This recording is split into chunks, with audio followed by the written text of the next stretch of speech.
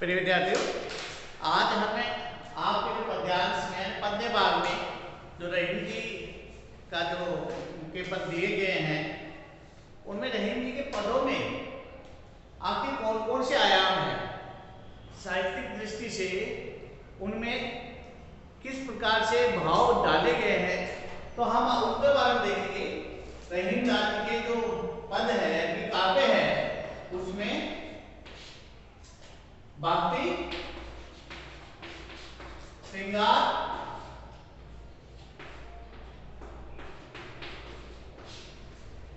और प्रेम भाव,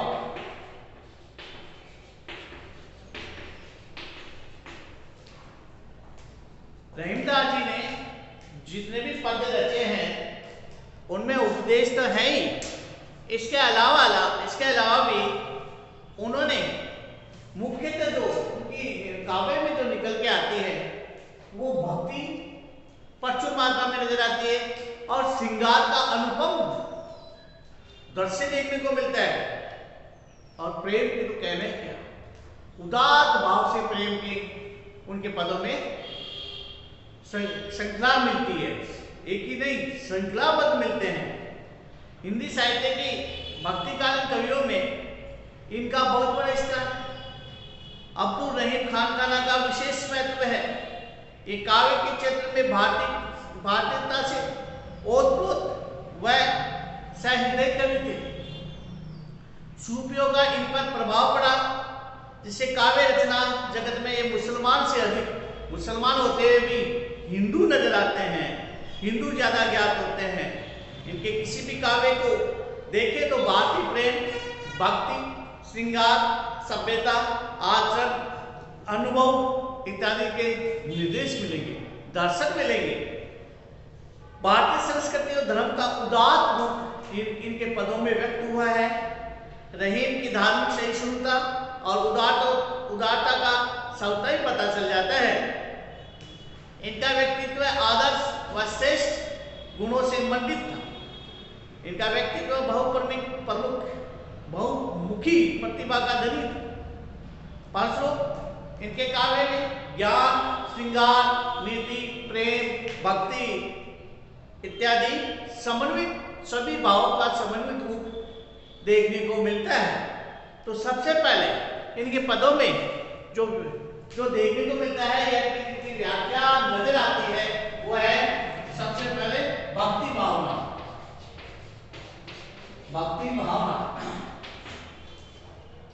भक्ति काल में एक और देखिए, जिस प्रकार से हमने हिंदी साहित्य का इतिहास देखा था उसमें चार खंड इतिहास को 4 खंडों में विभक्त किया गया था। उसमें एक आता है भक्ति काल। भक्ति काल में भी 2 चल रहे थे, उसमें 2 धाराएं चल रही थी, एक सगुण और एक निर्गुण। लेकिन जो रहीमदास जी भी उसी वक्त के थे और उन्होंने काफी प्रभाव छोड़ा, तो उन्होंने निर्गुण ज्ञान धारा का प्रसार हो, उस वक्त दोनों चल रहे थे, दोनों पर ही बल दिया, लेकिन इन्होंने एक तरह से दोनों का समन्वित रूप प्रस्तुत किया, निर्गुण का और सगुण का। उनकी एक तरह से रहीम धार्मिक कट्टरता से दूर रखकर, धार्मिक कट्टरता को नहीं अपनाया, भागवत संप्रदाय के समर्थक बन गए। वे सारे संसार का एक ही सृष्टा मानते थे। निर्गुण और सगुण का अलग अलग सृष्टा था, अलग अलग आराध्य देव था, अलग अलग उपासक थे, उनके देवता, उनके भगवान, उनके ईश्वर अलग अलग थे, लेकिन रहीमदास जी के सृष्टा एक ही थे। उनकी दृष्टि में चाहे राम, रहीम, कृष्ण, खुदास, परमेश्वर सब एक ही है, इनमें कोई भेद नजर नहीं आता था। वे कृष्ण में अन्य विश्वास करते थे। वो बहुत मतलब इस प्रकार से विश्वास, सब कुछ एक दूसरे कृष्ण पर न्योछावर कर देते थे। यथा उनका कहना था, रहीमन को का करे ज्वारी चोर डबा, जो पति राखन हार है माखन चाकरनार। अर्थात रहीमदास जी कहते हैं कि चोर लबारी, डाकू, प्रेत किसी का कुछ भी नहीं बिगाड़ सकते। जिनके पति यानी कि जिनके रक्षक, जिनके सब कुछ माखन चोर यानी कि कृष्ण जिनके रखवाले हैं, उनका कोई कुछ भी नहीं कर सकता। तो यहाँ पर एक दृष्टि से ये कहना चाह रहे हैं रहीमदास जी कि मेरा यहाँ पर कोई कुछ भी नहीं कर सकता, मेरा कोई कुछ भी नहीं बिगाड़ सकता, ऐसा रहीमदास जी इसमें कहना चाह रहे हैं। बस आप अन्य भक्त बन जाइए, अन्य वहां पर आप अपने आप में प्रेम वहां पर दर्शाइए, तब आपका कोई कुछ भी नहीं बिगाड़ सकता। रहीम ने अपने पदों में श्री कृष्ण की रूप माधुरी का चित्रण करते हुए अपनी अन्यता, निष्ठा एवं आस्था का परिचय दिया है।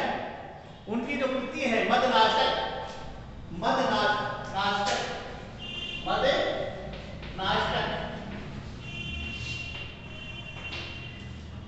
इनकी जो रचना है उसमें रहीमदास जी श्री कृष्ण के एक एक अंग का, यहां तक कि उनकी जो छड़ी होती है, उनकी जो मुंदरी, अंगूठी, उनका भी भक्ति भाव के साथ चित्रण किया है। रहीमदास जी भक्ति भावना के लिए मन की पवित्रता पर बल देते हैं। जब तक आपका मन पवित्र नहीं होगा तब तक आपकी सच्ची भक्ति झलकेगी नहीं, भक्ति हो ही नहीं पाएगी। वैष्णव भक्ति में नाम स्मरण या नाम जप का अत्यधिक महत्व माना जाता है। रहीम ने भी इसका समर्थन किया है और कहा है कि ईश्वर भक्त के वश में हो जाते हैं। ये कहते हैं कि नाम जपने से, नाम स्मरण करने से ईश्वर अपने आप उस भक्त के वश में हो जाते हैं। भक्त उनके वश में नहीं, बल्कि भक्त में इतनी करामात होती है, इतनी ताकत होती है कि वो अपने आराध्य देव ईश्वर को अपने वश में कर लेता है। कहते हैं यहाँ पर एक जगह कहा रहीमन मन ही लगाए के देखू लेऊ नी को किन कोय नर को बस करीब कहा नारायण बस हुए। रहीम जी कहते हैं कि यदि आप सच्चा मन लगा ले, उसमें सच्चा मन लगा ले, तो आपको कोई कुछ भी दिखाई दे देता है। उस नर के, उस भक्त के मन में वो नारायण आके बस जाते हैं, वो ईश्वर आके बस जाते हैं, केवल नाम स्मरण से, वो भी सच्चे मन से। रहीम के काल में साख्य, दास्य और माधुरी भाव की भक्ति के दर्शन होते हैं। उनके भक्ति में आडंबर, कट्टरता की अपेक्षा आचरणशीलता, वो भी पवित्र आचरणशीलता, समर्पणशीलता और अन्य आस्था का स्वर मुखरित होता नजर आता है। दूसरे उनके पदों में जो जिनका चित्रण होता है, जिनको प्रमुख रूप से देखने को मिलता है, वो है श्रृंगार चित्र।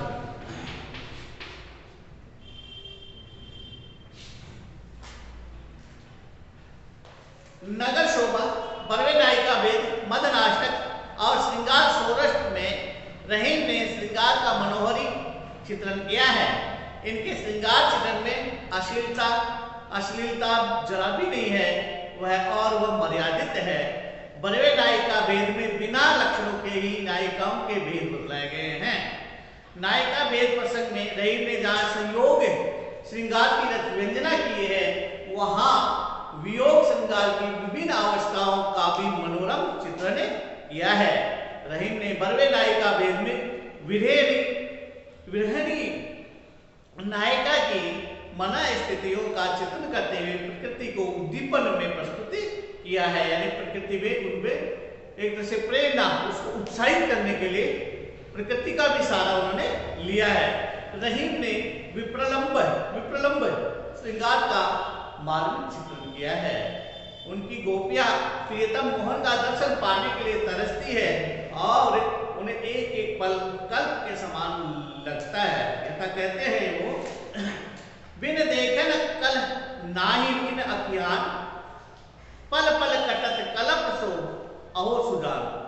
गोपियां जो विरह में अपना समय बिता रही है, उनके लिए एक एक पल भी करोड़ों करोड़ों साल जैसा उनके साथ में उनके यहाँ पर, यानी गोपियों का यहाँ पर गुजर रहा है, गोपियों का खुद का गुजर रहा है।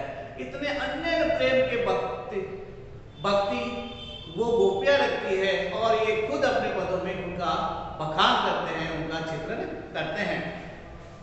इस तरह रहीम के काव्य में श्रृंगार का मनोहर चित्रण हुआ है। इन्होंने विभाव, अनुभाव तथा सात्विक भाव की योजना करके जहाँ रस का परिपोष किया है, वहां प्रकृति को उद्दीपन रूप में प्रस्तुत करके विप्रलंब श्रृंगार की सरस विवेचना की है। गोपियां और श्री कृष्ण के श्रृंगार वर्णन में इन्होंने प्रेमा भक्ति के अनुरूप भावाभिव्यक्ति भी की की है।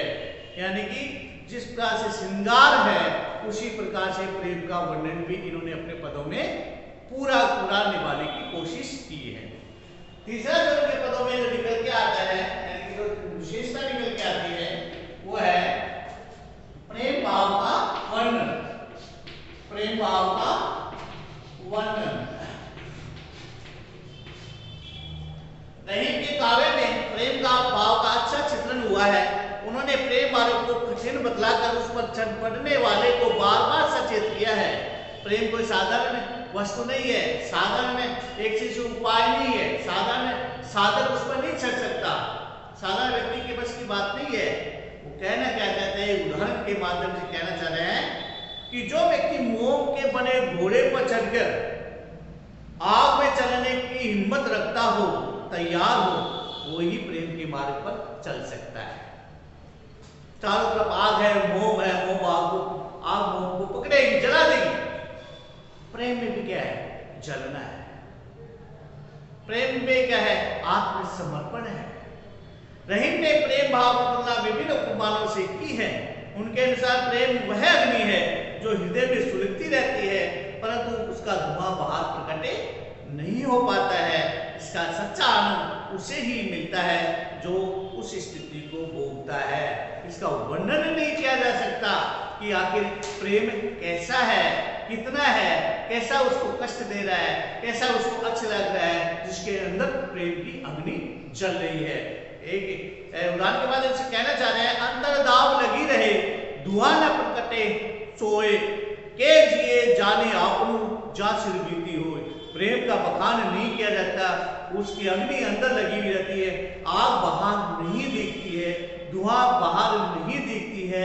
इसको तो वही बता सकता है, या तो जिसकी लगती है, के जिए जाने आप जा सिर बीती हो, जिसके सिर पर, यानी कि जो इस स्थिति से गुजर चुका, जो इस स्थिति से गुजर रहा है, वही इस प्रेम के पवित्रता को महसूस कर सकता है, प्रेम की अग्नि को महसूस कर सकता है। बाकी और कोई बस की बात नहीं है, इसका बखान नहीं किया जा सकता। रहीम ने प्रेमाग्नि को विचित्र बतलाया, क्योंकि ये कभी बुझती नहीं है, अपनी तो बुझी हुई सी मालूम होने पर फिर भी वापस सुलग जाती है। सोच ले जाते कि मेरे में प्रेम नहीं है, लेकिन उसी वक्त उसमें वापस प्रेम की अग्नि, प्रेम की ज्वाला फूट पड़ती है। रहीम ने स्वार्थ पर आधारित प्रेम की निंदा की है। प्रेम कोई व्यापार भी नहीं है कि जितना लेना हो उसकी कीमत भी चुकानी पड़े। ये तो प्राणों की बाजी वाला सौदा होता है, जिसमें प्राणों की बाजी लगती है। इसलिए रहीम ने प्रेम भाव की अनन्यता और प्रेमी के प्रति दृढ़ आस्था का प्रतिपादन किया है। जिससे प्रेम करो उसके प्रति किंतु परंतु ना ही हो, बल्कि उसमें समर्पण की भावना, उसमें पूर्ण रूप से आस्था की भावना, प्रगाढ़ रूप से आस्था की भावना हो, तभी सच्चा प्रेम निकल के आता है, सभी सच्चा प्रेम कहलाएगा। प्रेमी ऐसा नहीं कि वो कुछ दिखाए कुछ और करे कुछ, उसमें वो प्रेम वाली बात नहीं रहती है।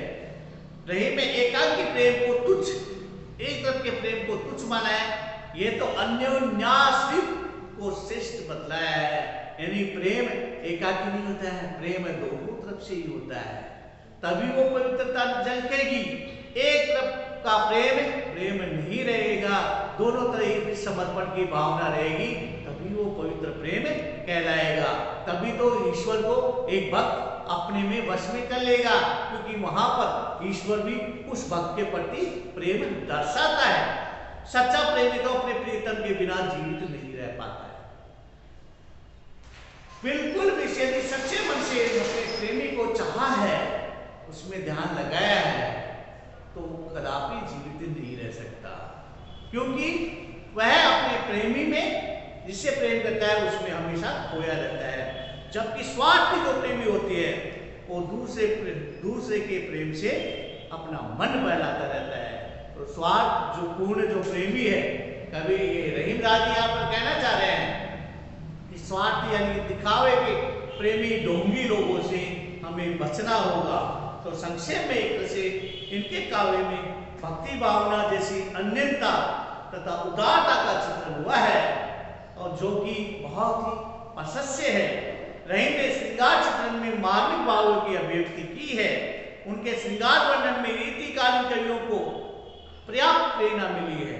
रीतिकालीन कवियों को बहुत प्रेरणा मिली है। उन्होंने आगे जाके कई रचनाओं की, कई पुस्तकों की रचना की है क्योंकि लेखन से इन्हीं की प्रेरणा, रहीमदास जी के प्रेरणा, रीतिकालीन कवियों को इन्होंने प्रेरणा दी है।